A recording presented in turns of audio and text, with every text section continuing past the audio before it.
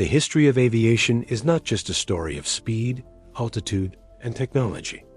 It is a story of courage, of people willing to challenge common sense in search of solutions no one else could see.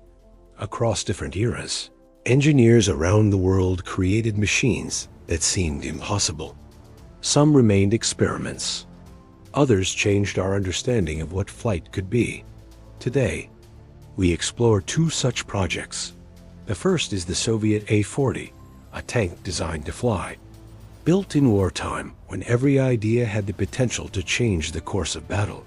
The second is the American Northrop XP-79, a jet-powered flying wing. Shield, a design so unusual that even today it raises questions about what its creators hoped to achieve and why the project proved too bold for its time. These are stories of experimentation, failure, discovery, and extraordinary ingenuity. Stories that show just how far people are willing to go to push the boundaries of what is possible.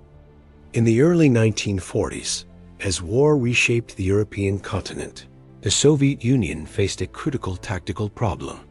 Front lines were unstable, supply routes were breaking down, and roads often turned into impassable mud. Light tanks like the T-60 frequently failed to reach the battlefield in time to support infantry when it mattered most. Under these conditions, an idea emerged that still sounds almost unbelievable today. A tank that could reach combat zones through the air. The project was designated the Antonov, a 40, and was developed under the direction of Oleg Antonov, an engineer known for his ability to devise unconventional solutions under extreme constraints. Resources were scarce.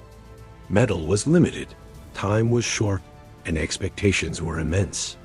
Yet such pressure often leads to the boldest innovations. The designers proposed converting a standard light tank into a glider by attaching large detachable wings, a tail assembly, and a release mechanism.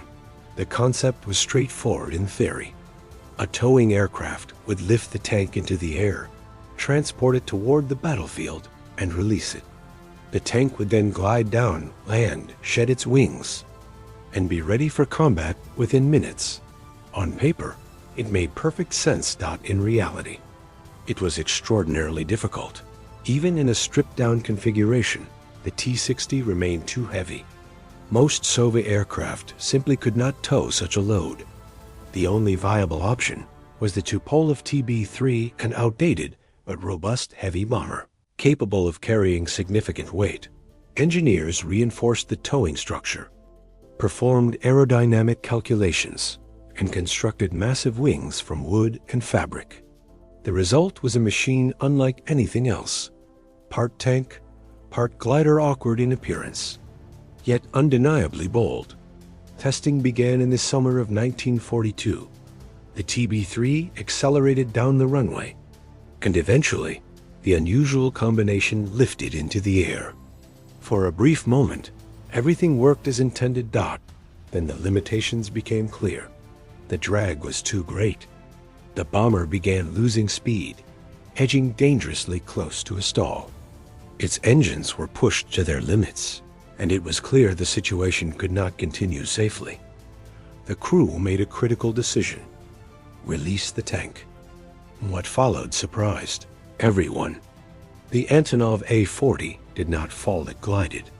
The pilot maintained control, executed a descent, and landed safely. After touchdown, the wings were detached, leaving a fully functional tank on the ground. The test was considered a partial success. However, the fundamental problem remained. There was no sufficiently powerful aircraft available to make the concept practical. Without a viable towing platform, the project could not proceed. It was ultimately canceled. Even so, the A-40 was far from a wasted effort. It expanded understanding of airborne vehicle deployment and demonstrated how far engineers were willing to push the limits of possibility. Today, the A-40 is remembered not as a failure, but as a symbol of engineering courage, a reminder that even in the harshest conditions, innovation does not stop. In the mid-1940s, American aviation entered one of the most daring and uncertain phases of its development. World War II was nearing its end, but the race for technological superiority was only accelerating. Jet engines were still in their infancy, unreliable, temperamental, yet full of revolutionary potential. Engineers were no longer satisfied with incremental improvements. They began exploring entirely new approaches to aerial combat. At the forefront of these ideas was Northrop Corporation, led by visionary designer Jack Northrop, who championed the concept of the flying wing in aircraft without a conventional fuselage or tail. One of the most unusual designs to emerge from this effort was the Northrop XP-79, a jet-powered interceptor conceived not just to fight enemy aircraft, but to physically destroy them through impact. At first glance, the idea of ramming enemy bombers in the jet age seemed extreme, but it was rooted in practical concerns. Late war bombers were heavily armed and well defended, making close-range attacks increasingly dangerous for conventional fighters. The XP-79 proposed a radical solution. Its compact, thick flying wing structure was built from reinforced materials, and engineers believed it could withstand the force of striking an enemy aircraft's wing, potentially slicing it off while remaining intact. The pilot's position was equally unconventional.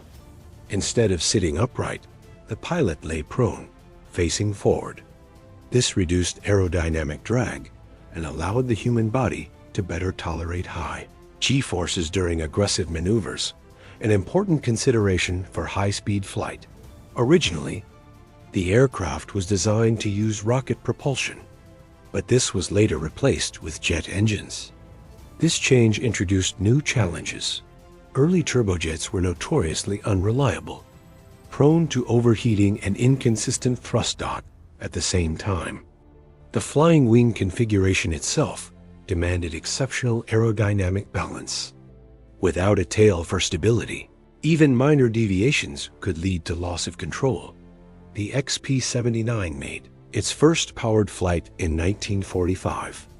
Almost immediately, it became clear that the aircraft was extremely difficult to handle. During one of the test flights, it suddenly went out of control. The test pilot attempted to bail out, but was unsuccessful. The aircraft crashed and the pilot was killed. Following the accident, the program was canceled. Despite its tragic end, the XP-79 was not a meaningless experiment. It provided valuable insights into flying wing aerodynamics, structural resilience, and the limitations of early jet propulsion. These lessons contributed to the evolution of more advanced aircraft designs in the years that followed. The story of the XP-79 is a reminder that progress is rarely linear. Some ideas arrive before the world is ready for them. Yet even unsuccessful experiments can shape the future, pushing the boundaries of what is possible and paving the way for the technologies of tomorrow.